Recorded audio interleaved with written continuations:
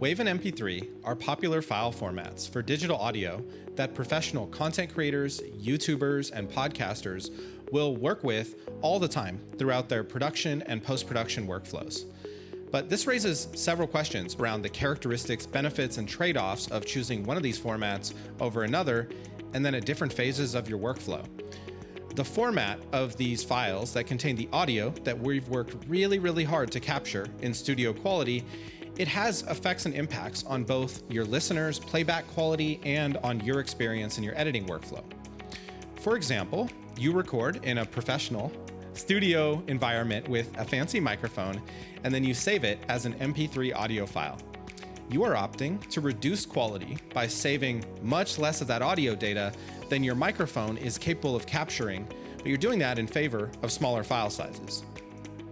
MP3 file sizes are made smaller through a process called compression. It's simple, but smaller than what, and what exactly are we compressing? Audio is captured by your microphone and it's sent to your computer in a structure called samples, which are just numbers that correspond to the modulation of something called a pulse code. And while this seems super nerdy, and it is, understanding these words is the key to making the right choices of which formats to use at the various phases of your workflow to preserve quality for your audience. Your fancy or cheap microphone is at its core a literal diaphragm that's very sensitive to changes in air pressure. More specifically, it's fine-tuned to pick up the ranges of frequency that sound travels through air.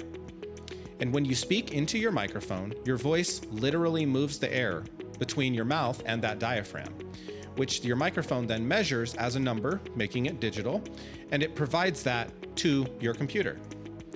As crazy as this sounds, it gets a little bit more intense, so please stay with us for the listeners. You've probably heard of the speed of sound, and all we need to know for the purposes of this video is that the speed of sound is pretty fast. It's so fast that your microphone needs to measure one of those samples 48,000 times every second. So 48,000 times a second, your microphone gives your computer a sample of this audio. The frequency that your microphone measures a sample is called the sample rate.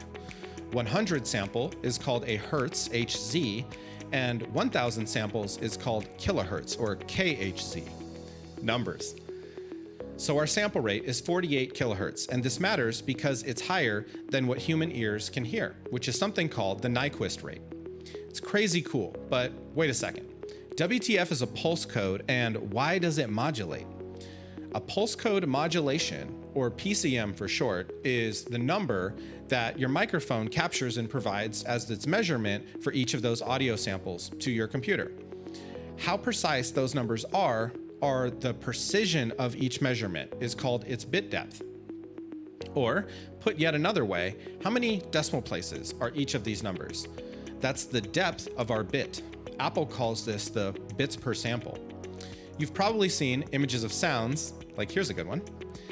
WAV files are just PCM, and PCM is just a long list of numbers or samples that represents the curvature of our waveforms that we captured.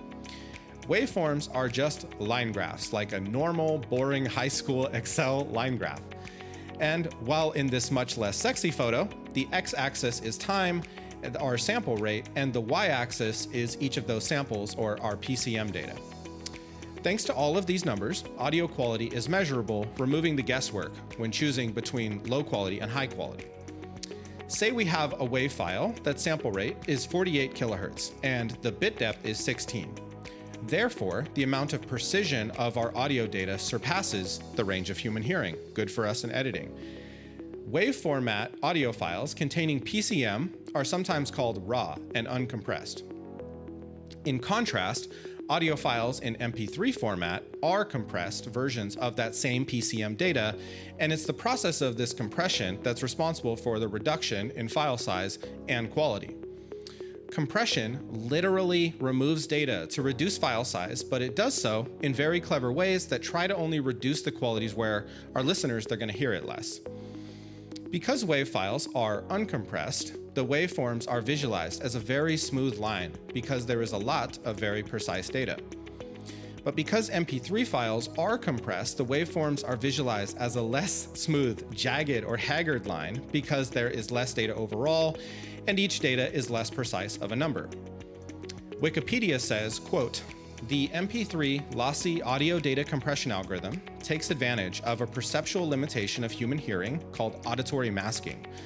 A tone can be rendered inaudible by another tone of a lower frequency." Super cool and clever. But how much of a difference in quality and file size is there really between WAV and MP3 audio files? A WAV file containing a single person's voice with a 48 kilohertz sample rate and 16-bit depth, that's an hour long, is typically around 350 megabytes in file size. That same file, compressed to MP3, is typically around 30 megabytes in file size. So in this example, MP3 is around 10x smaller in file size, and that has its advantages, like faster, cheaper, and more accessible downloads when your audience goes to listen to it. And this right here is the key to understanding the difference when choosing between digital audio formats for WAV and MP3. You should probably publish your episodes in MP3 format because it'll save you money in your podcast media hosting provider if that's a factor in their pricing. And for your listeners, it'll also save them money when they go to download your podcast episode on their phone's mobile edge network. But everything in your workflow before these final steps of uploading and publishing, you'll want to save, import, work with, and export your audio all in WAV files whenever possible. Because WAV is considered raw, it is going to be supported and preferred in all modern digital audio and video editing apps like Descript, Pro Tools, Premiere Pro, and DaVinci Resolve. Well, that's it for me today. Thanks for sticking with us through this super deep dive into PCM and file formats in digital audio and video. Hopefully, next time you produce your next episode, you'll be more confident when you go to choose between these different formats. Appreciate you watching. Thanks for hitting that like and subscribe button down below. Check us out for more content like this at squadcast.fm and on this channel. We'll see you in the next video. Thanks.